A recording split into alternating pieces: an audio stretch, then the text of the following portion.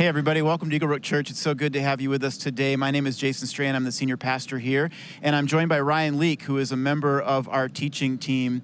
And with everything going on in the world right now and the conversation that's taking place, we thought Ryan, as an African-American man and a member of our teaching team, a part of our church, would offer a real unique perspective that many of us need to hear. And so, Ryan, thank you for joining us today. Yeah, glad to be here. Yeah. We talked on the phone just yesterday, and so I just love your heart for people and your heart for truth and for God's word.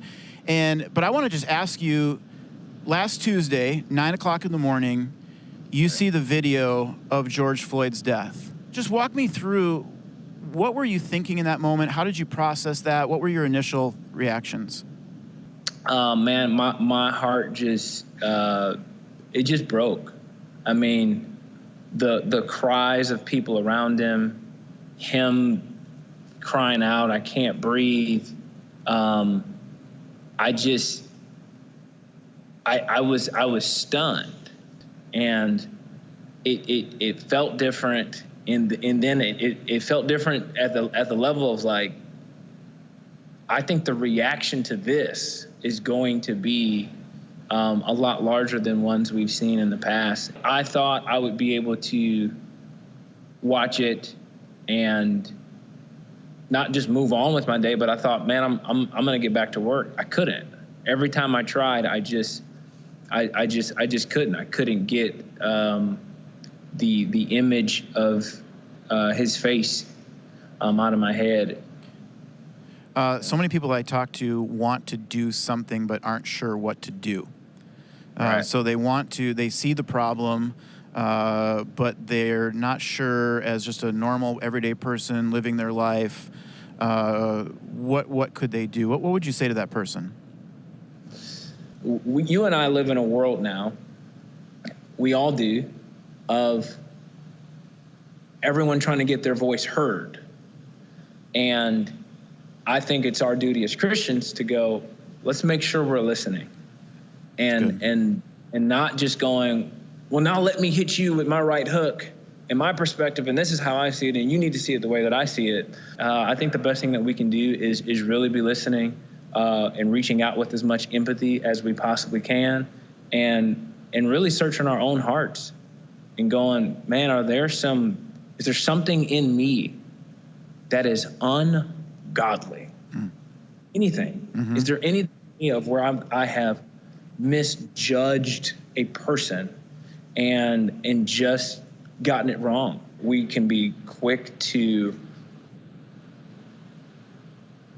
fill in the blank with narratives about other people that I don't always believe that are true. I know I've gotten that wrong. Yeah. I know I have had narratives about people that are me too. false.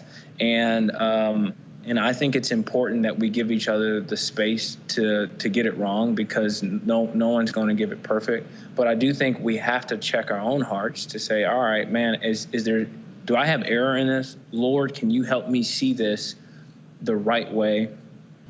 Well, it's such a great time for self-reflection. I mean, it's such a great time to go, Lord, search my heart. If there's any impurity, if there's anything, like you said, that's ungodly, reveal that to me, Lord. And I also think it's a time for us to give each other some grace. You talked about that with a person who makes a mistake or says something the wrong way.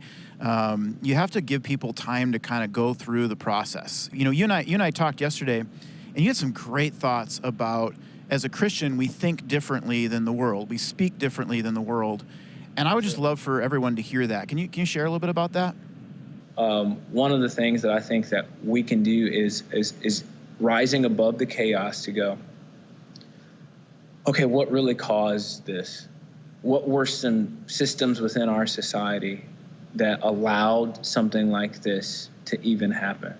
And one of the things I would encourage each and every one of us to do is to educate ourselves on the history of our country. I think giving ourselves an opportunity to really understand issues and understand how systems were created, I think will give us an understanding of the people that are affected by it and the people that are in pain by it. And here's what I believe.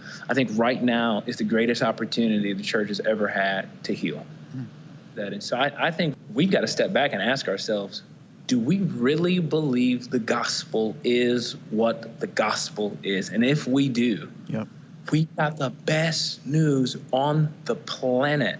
Jesus was consistently walking towards messes. He was constantly moving towards pain.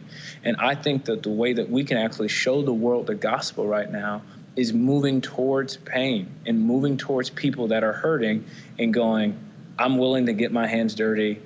I have no idea what to say or what to do next, but I'm simply showing up, and I'm willing to be gospel carriers by being the hands and feet of Jesus.